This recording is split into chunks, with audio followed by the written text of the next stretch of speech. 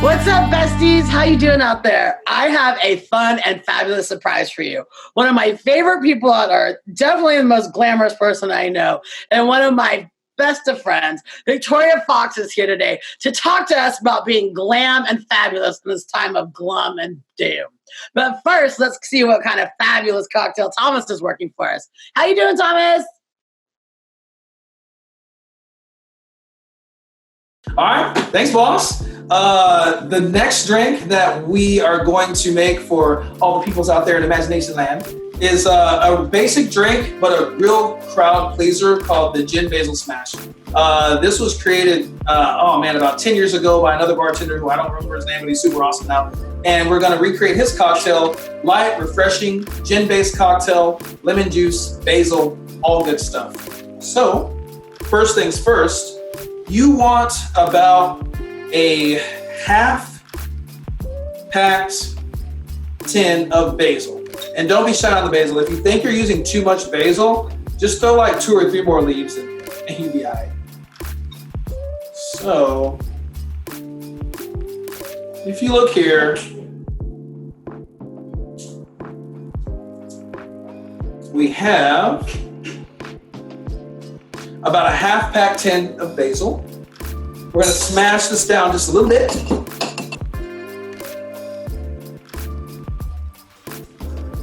We're gonna use 2 ounces of gin. Today we're using Tanqueray. Why? Because it's on my back bar. It's the only gin I have right now. So I drank all the other gin. So this is what I have. So 2 ounces of Tanqueray, London Dry.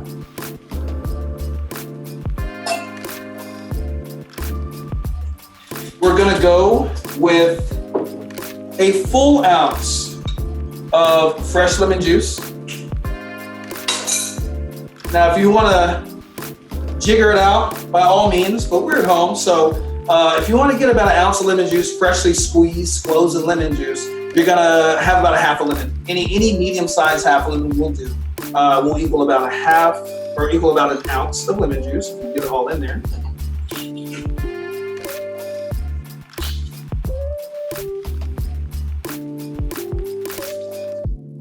All right. And then we're gonna take about 3/4 or a little bit less than the amount of lemon juice in our jigger, if we have one, 3/4 of simple syrup. Our simple syrup is equal parts water and white sugar. So if you have a little burner, just throw about a cup of sugar, a cup of water, saute that thing down, good to go. Let it cool, and you're good to go. So 3/4 ounce of simple syrup. We're gonna give this a shake, shake, shake. And we're gonna shake this one really hard because we have all of that delicious basil in here, and we wanna get all of that delicious basil goodness chopped up and in our drink. We wanna get our glassware together and iced.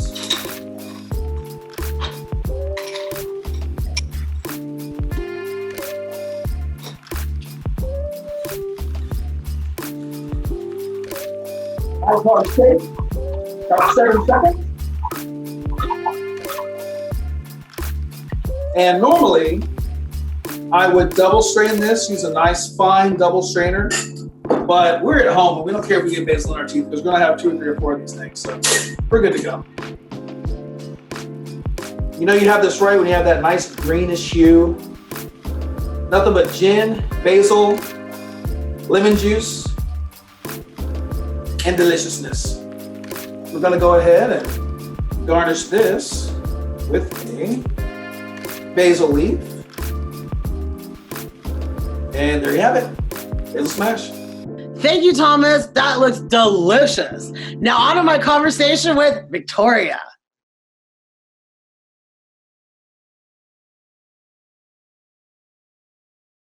Hi, I am so excited to see you.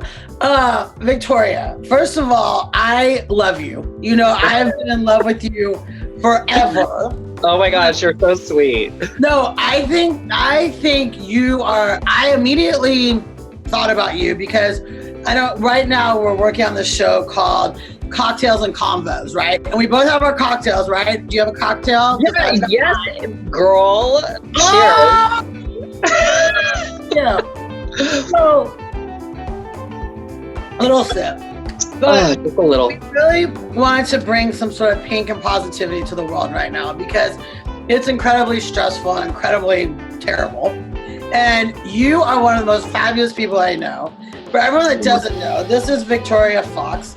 I know I've been in love with you for at least 2 years, but even more importantly, my love of drag queens is my love for you. And you're so important to me that I don't know if people know this, but you actually did security at my wedding. I did. And it's such an important part of my important day, and it just mean the world to me. And I think that the world needs more of Victoria Fox in it because I think that you are glamorous and fabulous and just the greatest person. I love you so much. Oh my gosh, I love you too. You're so freaking sweet. You know, there needs to be more people like you.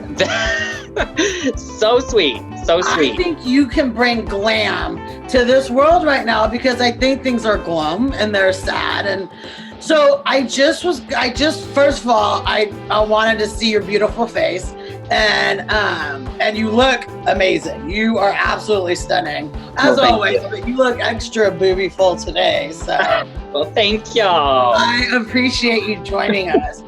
So I appreciate you having me. Well, I'm grateful. I love you so much, and I'm grateful that you're here. But where are you quarantining? Can you tell us that? I am quarantining in my house and up in Richardson, Texas. So, you know, just up the road a little bit from you. Yeah, we're close. Are you quarantining with somebody, or are you solo, or? What's the right question here? What's the right answer to this question? So the answer is I'm quarantining alone. Minus, you know, I have 2 dogs and a cat. You know, they keep me busy. So I was going to ask if you had pets. And you know, this is enough. This is enough for me. Like, this persona has her own room.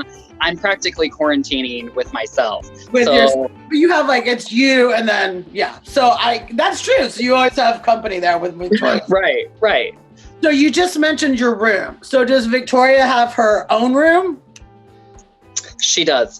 Like and let me tell you something. I have a 3-bedroom house. And so I have my master bedroom, which is kind of a smaller bedroom, but it has its own bath. And then I have my office, which is my spare room also. And then there's Victoria's room, which is the biggest room in the house. I mean, I would expect nothing less from you. I would assume that Victoria's room would be the biggest and best. And I wouldn't say it's the best right now, but it's definitely the biggest. And, you know, it's cute sometimes. It's cute. I'm actually going through and rearranging everything right now. I've cleaned every costume. I've sanitized all wigs and hair, reset, hang up on the wall. I mean, the reason why I didn't want to show my makeup desk is because it's in the process. Well, aren't we all? That's life, right? We're always all in the process. Always keeping me busy. That's one thing about it. I want to ask you, well, so how long does it take to become Victoria? You know, it depends on what kind of look we're going for, honestly. I can do a 30-minute face to a 2-hour face. I would say average, it's about an hour and a half. Wow. It just kind of depends. You know, like, we do different events and venues, and sometimes we have, you know, nightclubs to work in or restaurants, you know, wink, wink, or day drag, such as weddings where you work the security. So it just, boop, boop, boop. So it just matters how much makeup you need to put on and what look you're going for. So. Okay. I don't know if this is a personal question, but is it expensive? I mean, is it expensive to be Victoria Fox? Because I would assume this is not an affordable, like, it's not a cheap endeavor. Well, Victoria Fox is definitely cheap, but so no, it's not. So it costs money to look like this. You know, us girls joke around and it takes a lot to look this cheap, right? Yeah. You know, we look like, on a good night, we look like a hooker off of Harry Hines. But on the other half of it, I like to say it takes $50 to put on a face every single time. So if you aren't making at least $50, you're not coming even. You're wow. So, and it depends. Every girl is different, and the makeup products they use, and like costumes range anywhere from, you know, $50 to $500, depending on what you're wearing. And all of my costumes come practically made for me only to fit my body. So I have a seamstress that I pay. Back in the day, I used to do all my costuming, all my hair, all my makeup, all by myself. But, you know, the times we have now where we're bouncing from one venue to another, working night after night, and then my day job, I don't have time to do all that stuff. So I have to pay a seamstress to actually make my costumes. Does your day job know Victoria? Have they met? No, they haven't. I don't think they're ready for this, honestly. I mean, you are a gift, and I would. I mean, who is? You're a gift. Like, I don't know. No one's ever ready for this, but well, no, I think they should be, because you are just amazing. So I would think so. But. I think you're fabulous. I don't think you are ever too much. I think there's not enough of you. I wish I got to see you all the time. Okay, so I want to ask you a question, and I don't know if you're going to tell me the answer. Is there a drag queen you just hate, that you're just like, oh, either local or national, or is there one that you're just like, oh God, go away? You know, I think drag is subjective, you know. Okay. So if we're talking about drag and their type of drag, I don't think I necessarily despise or hate anyone's type of drag. But I will say, working venue after venue after venue, you do get to work with a bunch of different girls. All sorts of types of drag. And you also get to see all sorts of types of personalities. So I'm not going to name anyone local because... Right, you got to see them. I have to work with them. Right.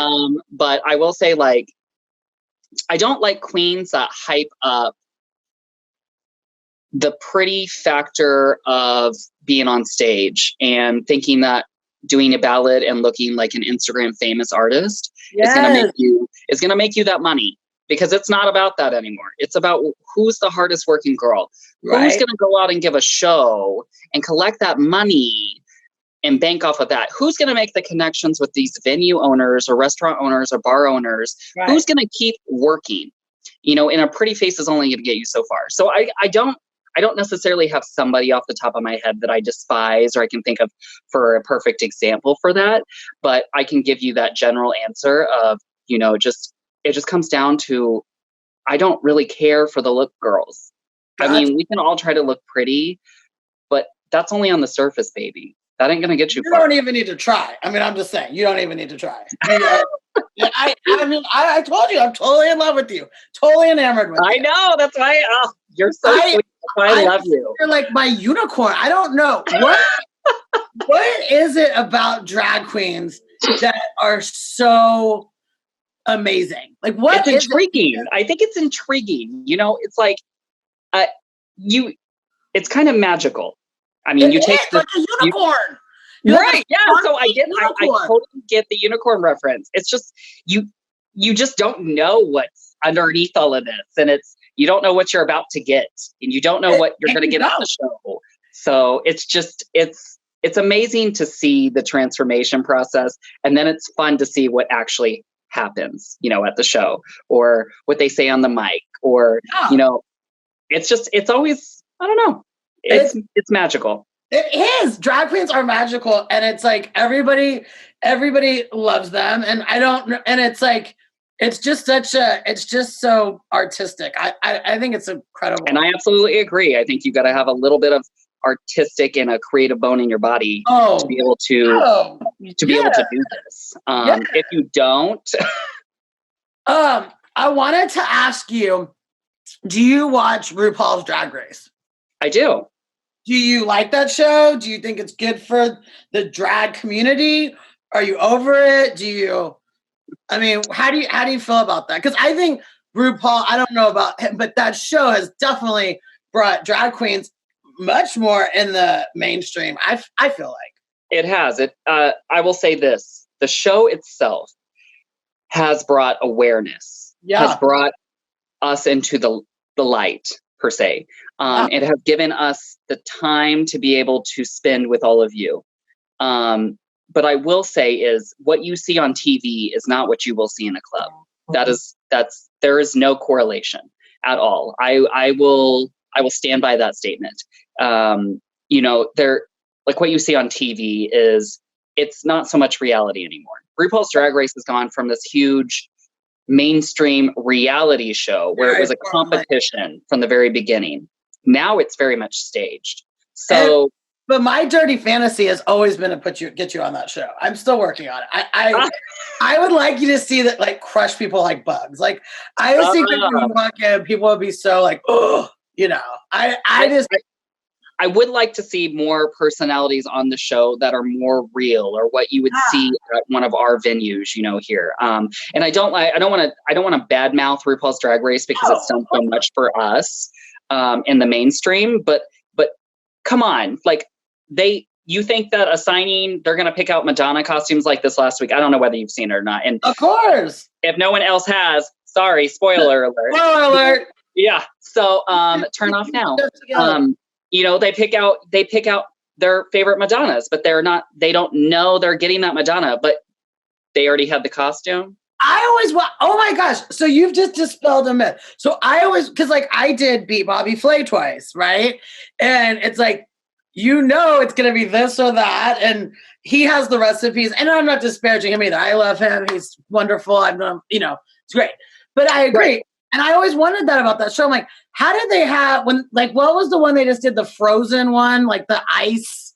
Right. Whatever. Yeah, it was Frozen. It was after Frozen. Yeah, like, how do you, like, you just have that hang out in your closet? I always wondered that. They just had it in their closet. And I think it's, oh my gosh, my hands look so manly without nails on. I promised I was going to put on nails. I had nails to put on, but a drag queen's always late to the show. So worth the wait. I think what happens, what I think has had happen, or is happening, I don't speak English, they get a list, I think, of sure runways, or for sure what is going to happen. And maybe it is kind of up in the air of like, the way it's going to come about is they don't know, but they do know they need to pack a Frozen inspired costume. I mean, it has to be, right? But like challenges like the Madonna, where they go in the back and they sit there and they're like, so let's listen to the song and then let's pick out which Madonna we're going to be.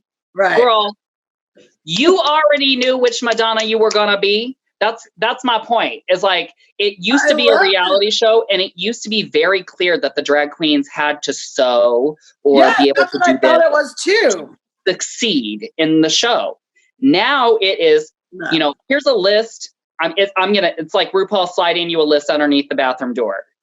It's not the first time she's been there. So she slides it underneath, and she slides it underneath, and she says, "Hey, girl, we're gonna have this and this and this and this and this challenges. So bring this and this and this and that. But on TV, we're gonna make it look like you had no idea. No idea. Like Madonna at a drag show. What? Yeah. And we all have Madonna costumes laying around. I probably take one to every show just in case I want to do like a virgin, make me feel like a woman again, but to the show, no.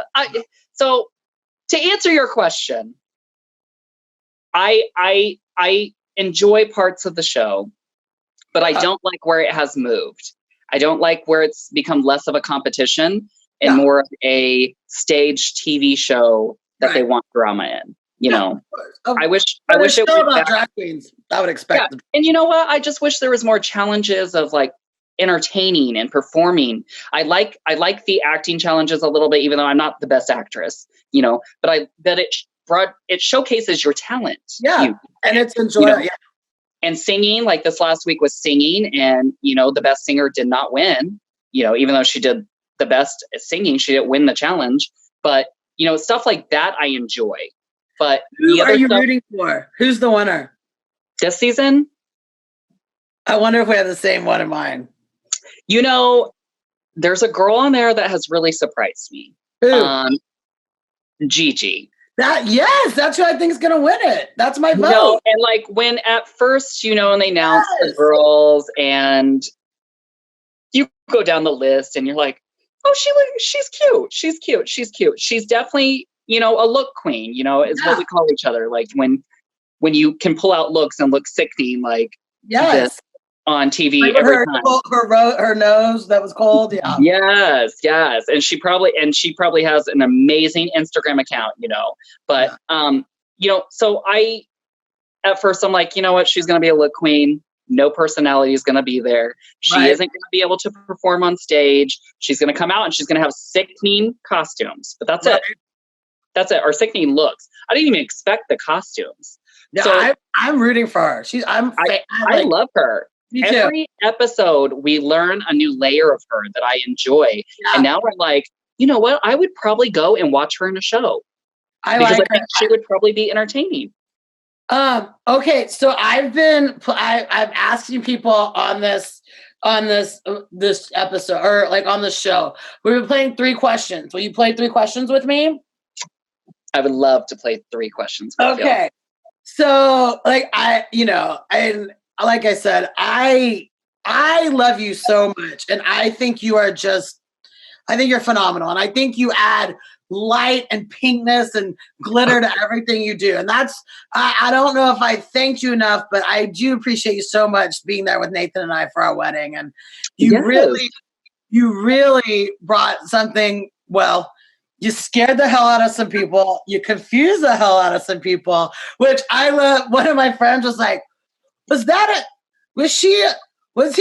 And I'm like, come on, and I love it. Yeah. And I think that you are just absolutely amazing, and keep doing what you're doing. And you're so sweet. Before I ask you my 3 questions, where can people find you? Where can people see you? And I know you're not performing right now, right? No. No venues are open and allowing us to turn dirty. I'm saying, like, can people find you on, I know you're on Instagram because I stalk you on Instagram. Yes. So on social media, you can find me underneath my Facebook, which is Victoria Fox, just 1 X. Yep. And then under Instagram, it is the Victoria Fox. Yeah. So, because there is 1,000,001 Victoria Foxes out there, I realized that when I chose my drag name, there was 1,000,000 girls named Victoria Fox. How did you choose it? I don't even know that answer. How did you choose Victoria? I didn't know that question. I was sitting at the pool one day, just having a cocktail, and I was trying to think of a good name. And the Spice Girls? Of course. They were playing in the background. Mm-hmm. And my friend and I were sitting there talking about David Beckham and about how amazingly sexy. Call me. And then, something triggered. I was like, oh my God, Spice Girls are playing. We were just talking about David Beckham. What about his wife, Victoria? Love it. And then I was like, and then my drag mother was all like, that's a perfect first name, because I'm going to give you your drag grandma's last name in remembrance, because she passed away a few years ago, and her last name was Fox. That's so good. Because my drag mom's last name is not Fox. Her name's Monica Murray. So I was trying to think of names to go with Murray, because when you have a drag family, you kind of keep the last name to keep it going. Yeah, like the O'Haras, right? Yeah, and you get O'Haras, Davenports. Texas is known for all of them. And they have big families and drag communities, and they call each other family. Yeah. I was special because my drag mom wanted that name to be reborn and to be remembered. And if I hadn't taken it, there would probably not be any Foxes in our drag family. I love it. So I thought it was cute, and Victoria Fox sounded much better than Victoria Murray. So you crushed it. Okay, 3 questions. 3 questions. What do you miss the most being in quarantine? What do I miss the most being in quarantine? I just really miss seeing all of you. I like to explain myself as a extroverted introvert. Yep. So I don't mind being by myself. I don't mind, being quarantined up in here, as long as I got my my puppies and my kitty. Yep. You know, I can talk their ear off all day by myself. I can talk to myself all day. Let's be honest. Right. But what the one thing that I rely on by doing this is it's not, I love being on stage and entertaining you all, but I miss the communicating. I miss the banter. I miss, you know, sitting at the bar with y'all or sitting at a table and just shooting the shit, excuse my French, but like just having that ability to check on people, you know, conversate about your day, talk about stuff we both love. I miss that so much. And of course you can do it online, but it's not the same. I miss giving hugs. I miss hugging people.